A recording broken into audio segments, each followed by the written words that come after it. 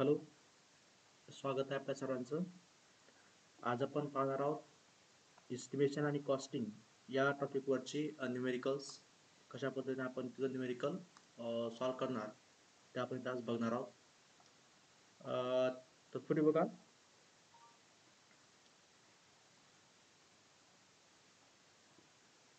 तर बघा पहिला क्वेश्चन काय दिला इथं. What is the total estimation cost of a MS rod diameter 50 mm and the length 500 mm if the cost of material is 80 per kg? Density of the rod is 7.8 gram per centimeter cube. Lathe time taken by the complete the compound is 1 hour 30 minutes, and the lathe charge is RS 80 per hour. ठीक आहे. तर पहिल्यांदा estimation आणि costing म्हणजे काय, तर suppose आपल्याला हा जॉब तयार करायचा आहे. हा आपल्याला इथं जॉब तयार करायचा आहे, ज्याची लांबी किती आहे, 500 mm त्याची लांबी आहे आणि जाडी सपोज तर 50 mm आहे. ठीक आहे. आता हा जॉब तयार करण्याकरता आपल्याला एकूण येणारा खर्च हा अंदाजी काढणं. ठीक आहे. आता आपल्याला खर्च मेनली आपण इथं दोन प्रकारचे पडतो. एक म्हणजे कोणता राहते आपला रॉ मटेरियलचा रॉ मटेरियल रॉ मटेरियलचा खर्च राहतो एक, प्लस दुसरा खर्च राहतो की आपण ते मटेरियल आणल्यानंतर त्याला आपल्याला ते काही ऑपरेशन करावं लागतील, काही त्याच्यावर प्रोसेस करावं लागतील मशीनवरती, आणि त्या मशीनचा काही खर्च येतो, त्याला म्हणतो आपण इथं मशीनिंग कॉस्ट. त्याला आपण काय म्हणतो, मशीनिंग कॉस्ट. म्हणजे आपल्याला इथं दोन प्रकारच्या कॉस्ट काढायच्या आहेत. एक कुठली काढायची आहे, रॉ मटेरियल कॉस्ट, आणि काढायची आहे मशीनिंग कॉस्ट. आता रॉ मटेरियल कॉस्ट जी आहे हे आपल्याला केव्हा कसं काढता आपल्याला आपल्याला बघावं लागेल की हा जॉब बनवण्याकरिता किती किलो म्हणजे किती केजी आपल्याला ते मटेरियल लागेल, आणि किती किलो म्हणजे केजी म्हणजेच काय, तर लागणारच मास. म्हणजे आपल्याला ते जे मटेरियल आहे त्या मटेरियलचं मास म्हणजेच आपल्याला ते किती किलोग्राम लागेल हे आपल्याला अगोदर फाइंड आउट करावं लागेल. आता अशा प्रॉब्लेम मध्ये का प्रत्येक टॉपिक मध्ये बघा काय राहते की आपल्याला डेन्सिटी दिली असते आणि या जॉबचे डायमेन्शन दिले असतात. या जॉबच्या डायमेन्शनवरून आपण पहिल्यांदा इथं व्हॉल्यूम काढून घ्यायचा. काय अर्थ, व्हॉल्यूम काढणार. दुसरी गोष्ट डेन्सिटी डेन्सिटी ही आपल्याला दिल्ली असते. हे दिल्यानंतर आपल्याला माहित आहे की डेन्सिटी इक्वल टू काय राहते, मास डिवाइडेड बाय व्हॉल्यूम. तर याच्यावरून आपण हा जो मास आहे, मास आपण फाइंड आउट करतो. म्हणजे मास इज इक्वल टू काय येणार, हा व्हॉल्यूम इकडे मल्टिप्लाय मध्ये जाणार, म्हणजेच डेन्सिटी मल्टिप्लाइड बाय व्हॉल्यूम. आता हा इथे मास काढल्यानंतर आपल्याला काही समथिंग काहीतरी अमाऊंट मध्ये केजी मध्ये मिळेल, आणि हा केजी मध्ये मिळाल्यानंतर आपल्याला काय करावं लागेल, त्याला मल्टिप्लाय करावं लागेल की त्या जे मटेरियल आहे त्या मटेरियलचा रेट जो होता, म्हणजे ते किती रुपये किलो होतं, म्हणजे दिस अमाऊंट केजी मल्टिप्लाइड बाय जर समजा आपण रेट केलं तर आपल्याला काय मिळते, रॉ मटेरियल कॉस्ट मिळते. आणि प्लस त्याच्यामध्ये आपण काय ऍड करायची, मशीनिंग कॉस्ट. म्हणजे हे होईल त्याची बघा पूर्ण त्याला येणारी इस्टिमेटेड कॉस्ट. तर बघूया आपण याच्या एक्झाम्पल इथं कसं सॉल्व्ह करायचं. बघा पहिलं काय दिलं इथं, एम एस रॉड डायमीटर किती दिलं आहे, 50 mm. म्हणजे आपण त्याचं सेंटीमीटर मध्ये कन्वर्ट करून घेतलं. सेंटीमीटर मध्ये का कन्वर्ट करून घेतलं, कारण की डेन्सिटी कशा दिली आहे, सीजे सिस्टीम दिली आहे 7.8 ग्राम पर सेंटीमीटर क्यूब मध्ये. तसंच रेडियस किती येईल त्याची, 2.5 सेंटीमीटर, 5च्या हाफ मध्ये. लांबी किती आहे, 500 mm, सेंटीमीटर मध्ये 50 सेंटीमीटर.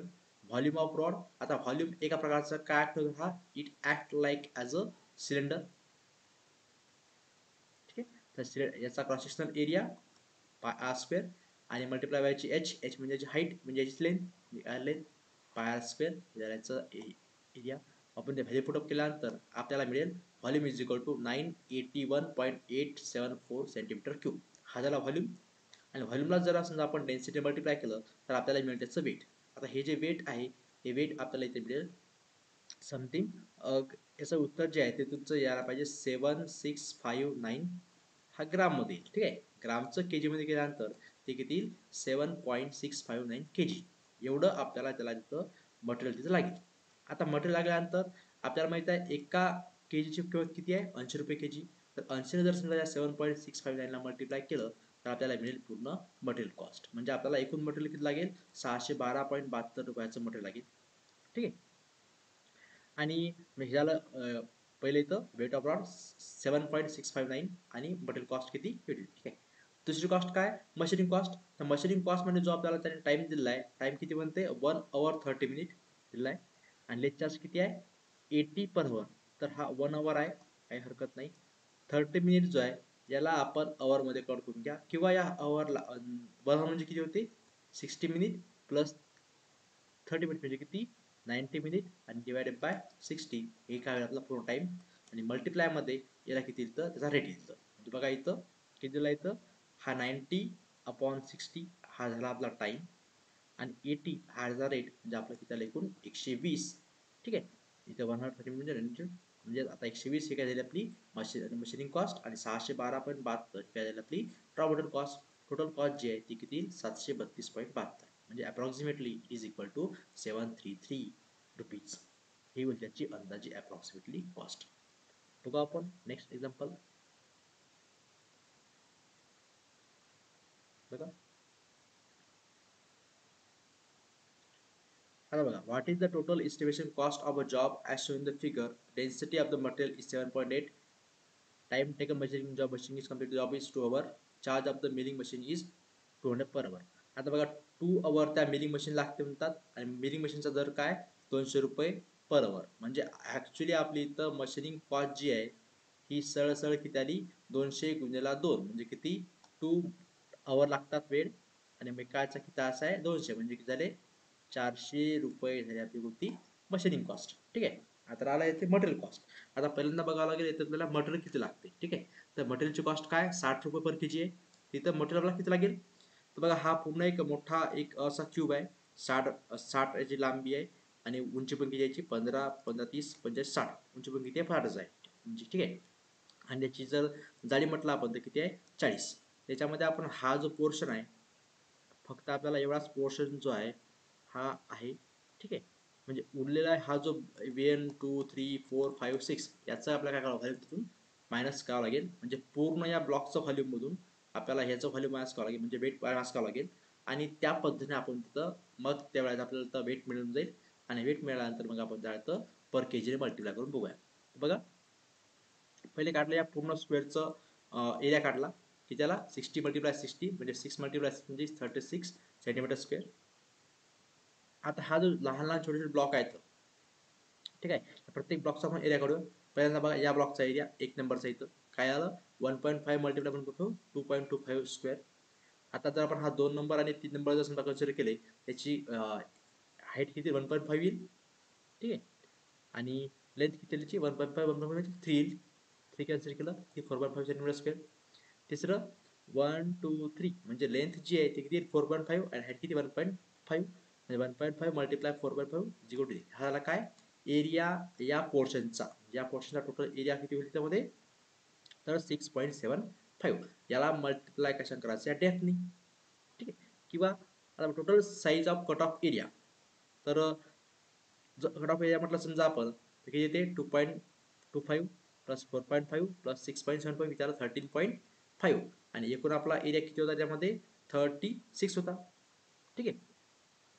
आता बघा volume of cut off set केले काय ते 13.5 मल्टिप्लाय 4 की येते 54 सेंटीमीटर क्यूब, आणि पूर्ण स्क्वेअरचा व्हॉल्यूम काय ते 36 मल्टिप्लाय 4 144 क्यूब. या दोघांची मॅच करूया आपण तर हे actual volume require is equal to 90 centimetre cube. याला आपण कशाने मल्टिप्लाय करतात डेन्सिटीने, आपल्याला काय मिळेल त्याचं वेट मिळेल. तर वेट जॉबचं किती येईल तर 702 ग्राम म्हणजे 0.702 kg.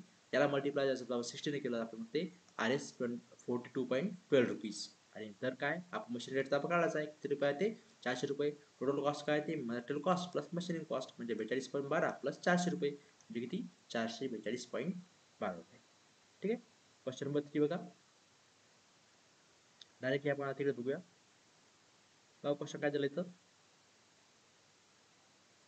what is the estimation of milling cost of a rectangular block size 100 multiply 10 multiply 60 mm if the cost of milling is 2 RS2 per square centimeter. ठीक आहे. तर आपण याचा जे प्रत्येक फेजचा आपण इथं एरिया करूया. ठीक आहे. रेक्टँग्युलर ब्लॉक जे साईज दिलं आहे ठीक आहे. तर फेस नंबर 682 म्हणजे याची जे असणार पहिले काय घेतलं याचं तुम्ही इथं त्याला सेंटीमीटर मध्ये कव्हर करून घेतलं. आता बघा हे किती आहे इथं, हा 10, हा 8, हा किती आहे 6, ठीक आहे. आता जर समजा आपण म्हटलं समजा या फेसचा एरिया ठीक आहे. सपोज आपण म्हटलं इथं पहिली कोणती आहे 6 8 मल्टिप्लाय 2 म्हणजे 6 कोणता फेस आहे इथं, हा 8 आणि हा 6 म्हणजे या फेसचा एरिया किती आला इथं 96 सेंटीमीटर स्क्वेअर. टू का मल्टिप्लाय केलं की या साईडचं पण आणि पलीकडल्या साईडचं पण. तसंच दुसरं 10 6 आणि 2 10 6 आणि 2 कोणता आहे 2 नंबरचं या साईडचा एरिया इकडनं पण आणि बॅक साईडनं पण ते 120 आणि सरफेस एरिया या साईडचं किती हा टॉपवरचा हा किती आहे असा 8 येईल आणि असे 10 येईल म्हणजे किती मल्टिप्लाय बाय 2 वरची साईड आणि खालची साईड अशा पद्धतीने किती 160. टोटल एरिया किती आला 96 प्लस 120 प्लस 60 376 आणि रेट जो दिला आहे तो किती दिला आहे मिलिंग कॉस्ट काय दिली आहे आर एस इथे 10 पर सेंटीमीटर क्यूब घेतला आणि आपण इथे दिलं गेलं तर 2 ठीक आहे. इथे किती ऍक्च्युअली घ्यायचं 10 घ्यावं लागेल. तर समजा आपण इथं 2 समजा जर सॉरी इथे किती 10 आपण इथं इथे मिस्टेकली इथे 2 आलेला आहे इथं 2 पाहिजे इथं. तर इथे हा 2 घेतल्यानंतर येतील 376 मल्टिप्लाय बाय 2 इथे येते 752 म्हणजे ऍक्च्युअली आन्सर आहे ठीक आहे. तिथे हे मिस्टेक प्रिंटेक मिस्टेक असते पुस्तकामधली इथे किती आलं पाहिजे 2. तर टोटल एरिया अगोदर काढावा लागेल आणि त्या एरिया किती मल्टिप्लाय केला आपण रेटनं रेट किती दिलेला आहे 2 RS2 पर स्क्वेअर सेंटीमीटर. जर समजा इथं 10 असतं तर आपण इथं 10 घेतलं असतं आपलं आन्सर काय आलं असतं 376 आणि ते 0 एवढं रुपये आलं असतं ठीक आहे. बघू आपण नेक्स्ट क्वेश्चन काय दिलं आहे. नेक्स्ट क्वेश्चन स्वतः सोडवण्याचा प्रयत्न करा. काही अडचण असल्यास कमेंट करा. आपण तर नक्की बघू. थँक्यू. इथे आपण थांबूया.